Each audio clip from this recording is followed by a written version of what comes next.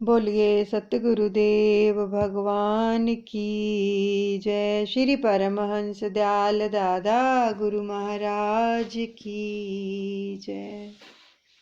दादा गुरु महाराज जी के आशीर्वाद से आपको ये साधना बताई जा रही है। देखो, कृपा तभी मिलती है जब हम कुछ करते हैं। अगर कुछ करेंगे नहीं, कर्म भी हल्के नहीं होंगे। नामदान की बख्शिश सबको की हुई है, सबको मिला हुआ है, और जितना भी हो सके इसका जाप करते रहें। उठते बैठते चलते फिरते खाते पीते सोते जागते इसका जाप होता रहे। और देखो, कई बार क्या होता है, हमारे बहुत सारे काम ऐसे रुके होते हैं कि होते होते भी काम रुक जाते हैं। तो हम सोचते हैं कि ये काम तो होने वाला था, ये पता नहीं क्यों रुक गया, क्या कारण है। बड़े ध्यान से बात को सुनना। दादा गुरु महाराज जी ने जब तक भी अपना जीवन इस धरती पर उन्होंने लोगों की खिदमत के लिए ही सब दे दिया, और जब तक भी इस धरा पर रहे और यही सिखाया कि अपने अंतकरण को शुद्ध करो, शुद्ध करके भक्ति करो और उस परमपिता परमात्मा के बनाए हुए बंदों की खिदमत करो, जैसे भी हो सकती, तन से मन से धन से, जैसे भी सुविधा हो। अब बात क्या है, और फिर ये भी फरमाया कि अगर आप कहीं जाते हैं और बड़े जो बुजुर्ग हैं, पीर फकीर हैं, कभी उनकी मज़ार पर जाने का सौभाग्य प्राप्त होता है तो जरूर जाया करो, वहां पर प्रणाम करके आया करो, आशीर्वाद मिलता है।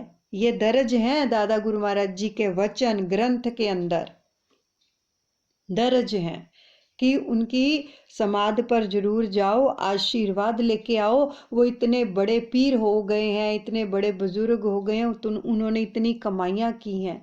जब मस्तक झुकाते हैं तो आशीर्वाद ही तो मिलता है। तो इसलिए जाया करो कभी कभी, अगर मौका मिलता है तो जाना चाहिए। ये वचन दर्ज है। और दूसरा, अगर आपके घर का कोई भी कुल गुरु है, देखो करके देखना इस साधना को, बहुत कृपा मिलेगी। सिर्फ करना है, कोई धन नहीं खर्च होना इस साधना पे। अगर कोई कुल गुरु है, उसको भी हम कई बार भूल जाते हैं, क्योंकि हमारे जो बड़े बुजुर्ग हैं वो तो हमें बहुत कुछ बताते हैं, कई बार हम अनसुनी बातें कर देते हैं। ठीक है, तो क्या है, कईयों को पता नहीं कि हमारे कुल गुरु कौन है। बहुत सारे लोग हैं, कईयों को नहीं पता। और जिनको नहीं पता है तो केवल क्या करना है, सिर्फ इतना ही बोलना है, जो आपके कुल देवता या कुल गुरु हैं उनको प्रणाम करना है कि हे प्रभु, मुझे नहीं पता आपके बारे में, लेकिन आप जहाँ पर भी हो, मेरे कुल देवता, मेरे कुल गुरु, आपको हमारे सारे परिवार का प्रणाम है, प्रणाम है, प्रणाम है। आशीर्वाद मिल जाएगा जहाँ पर भी वो होंगे, आशीर्वाद मिलेगा। कि जब हम किसी को याद करते हैं ना, किसी को भी नमस्कार करते हैं तो आशीर्वाद मिलता है। ठीक है, केवल इतना ही करना है कि हे हमारे कुल देवता, हमारे कुल गुरु, आप जहाँ पर भी हैं प्रभु, हमारी भूल चूक को क्षमा करना और पूरे परिवार पर अपनी कृपा दृष्टि बनाए रखना। आपको हमारा प्रणाम है।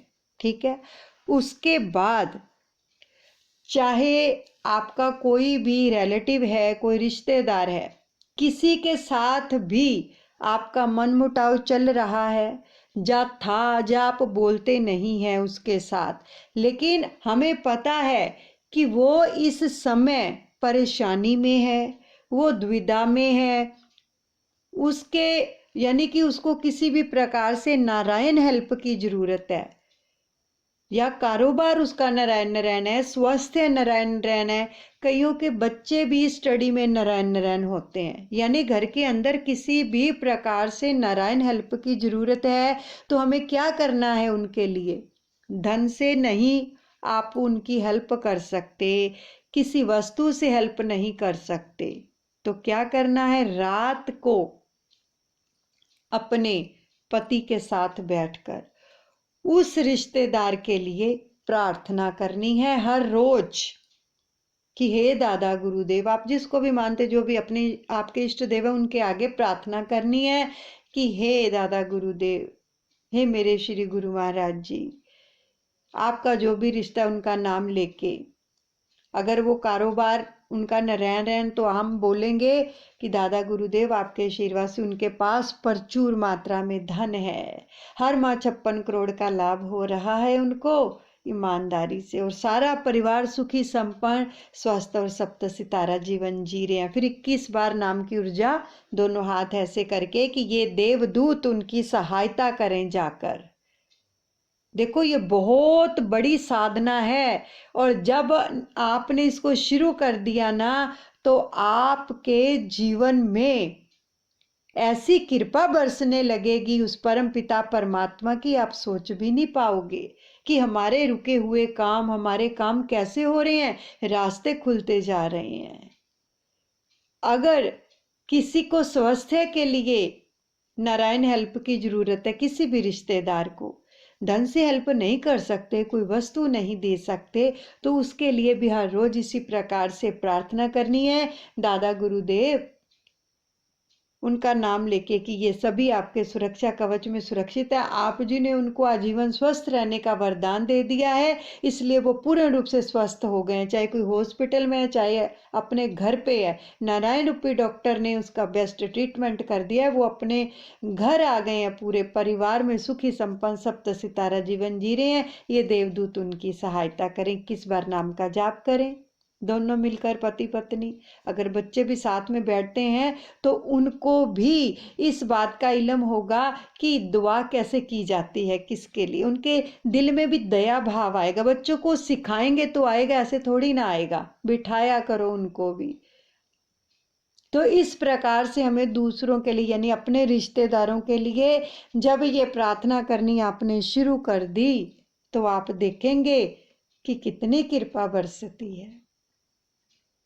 आज से ही रात को आप शुरू करें, तो आप खुद अपने अनुभव शेयर करोगे कि हाँ, हमारे ऊपर इतनी कृपा हो रही है। ये बहुत पावरफुल साधना है। हाँ, अगर कोई समर्थता रखता है तो वो अपने रिलेटिव की, अपने रिश्तेदार की, जो बहुत ही बेचारे जिनको नारायण हेल्प की ज़रूरत होती है पैसों की भी, तो उससे धन की भी हेल्प कर दिया करो, कुछ राशन पानी भी भेज दिया करो। ऐसे कई हमारे रिलेटिव हैं जो बहुत ज़्यादा नारायण हेल्प की ज़रूरत है, जिनको हम औरों में तो बांटते हैं, लेकिन उनको भी दोगे तो उनके मुख से जो दुआएं निकलेंगी ना, तो वो फिर उसका पता ही नहीं कितनी दुआएं बनकर वो विधाता आपके कार्य कर देगा। तो इसलिए ये साधना जरूर करें, बहुत ही पावरफुल साधना है। किसी के बच्चे हैं स्टडी में, नारायण नारायण, हमें पता चल जाता है कि इसका बच्चा हमारे रिश्तेदार है, फिर भी इसका बच्चा पढ़ाई में नारायण नारायण, उसके लिए प्रार्थना कर दो, दादा गुरुदेव आप विद्या के सागर हो, उसको विद्या का दान दो।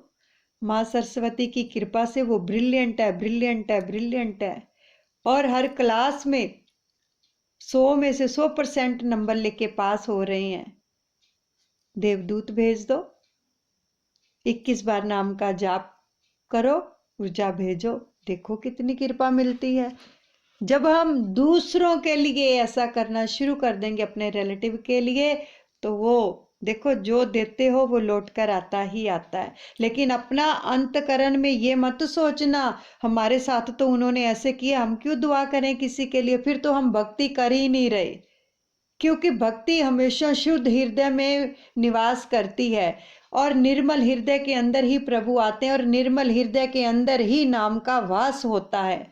फिर तो समझो हमने ऐसे ही जीवन गवा दिया। अगर अभी तक भी सत्संग से जुड़कर भी हमारे दिल के अंदर ये चीज अभी भी पनपती है ना, कि उसने मेरे साथ ये किया, उसने मेरे साथ वो किया, मैंने उसको बुलाना नहीं है, सारी जिंदगी उसके घर नहीं जाना है, तो फिर समझो हम जुड़े ही नहीं हुए, कुछ नहीं कर रहे, हम फिर खाली हाथ हैं दोनों।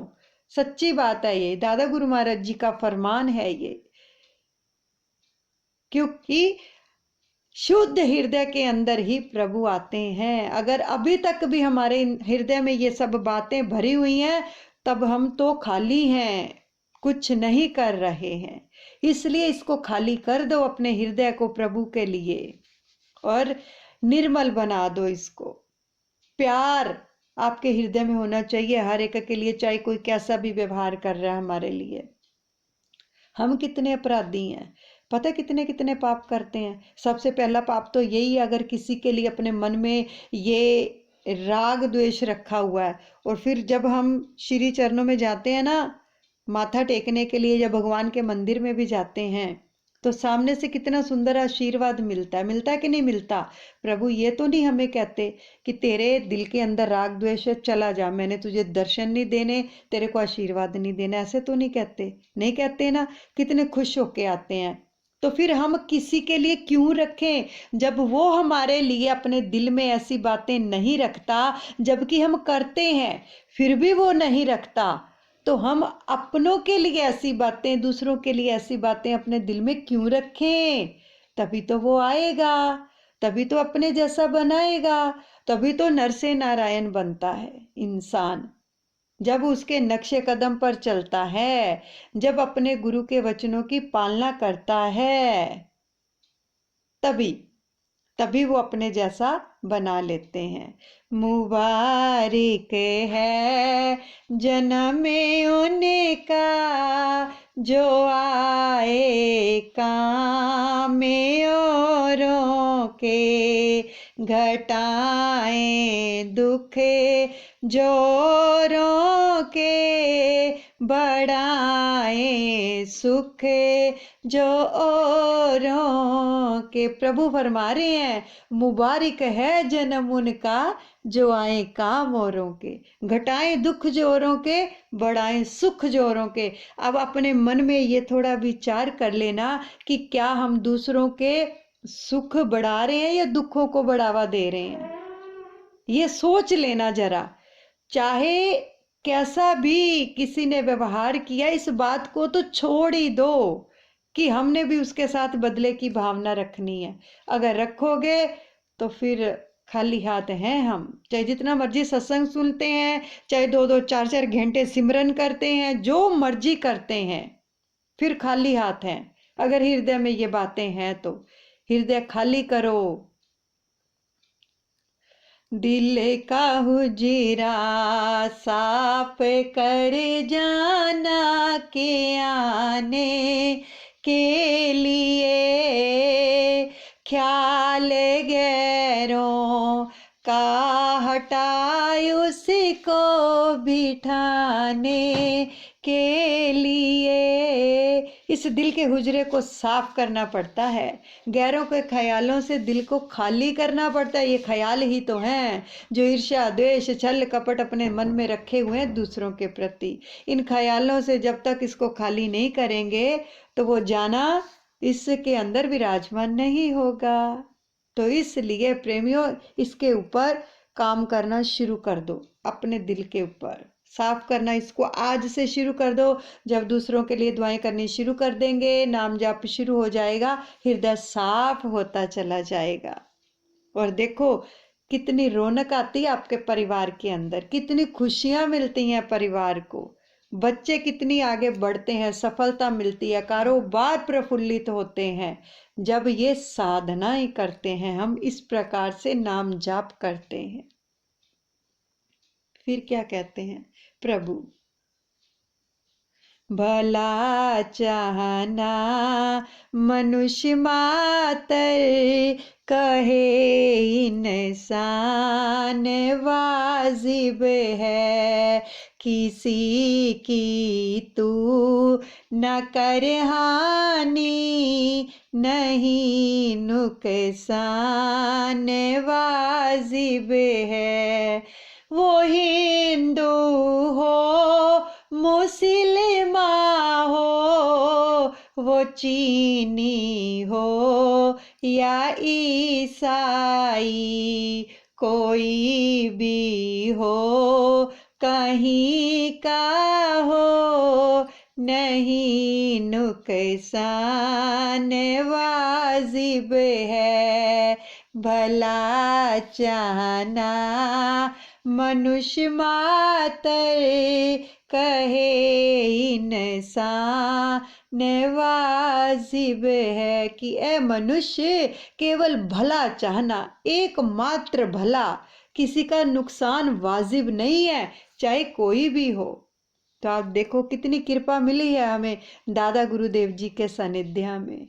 कौन सिखाता है? दादा गुरुदेव सिखाते हैं ये सब कुछ करना। उनका सानिध्य जो मिल रहा है, सामने विराजमान है, वो ही सब प्रेरणाएं भरते हैं, वो ही बोलते हैं। उनकी शक्ति काम कर रही है, उनकी कृपा काम कर रही है, हम तो निमित्त मात्र हैं। हमारा तो जीवन बना दिया दादा गुरु महाराज जी ने। कहाँ से कहाँ कर दिया। क्या थे हम? कुछ भी नहीं आता था, भटके हुए थे, राग द्वेष से भरे पड़े थे। कहाँ लाकर खड़ा कर दिया अपने श्री चरण कमलों में। पाक साफ करते जा रहे हैं, अभी भी जो मैल है उसको धो रहे हैं ये साधनाएं करवा कर, नाम जाप करवा कर। तो कितना उपकार कर रहे हैं। तो इसलिए जब करेंगे तभी कृपा मिलेगी। तो ये साधना जरूर कीजिए, फिर अपने जीवन को उज्जवल होते देखिए, प्रभु को नजदीक आते देखिए अपने हृदय में। देखो कितनी कृपा मिलेगी। बोलो जयकारा बोल मेरे श्री गुरु महाराज की जय। श्री परमहंस दयाल दादा गुरु महाराज की जय।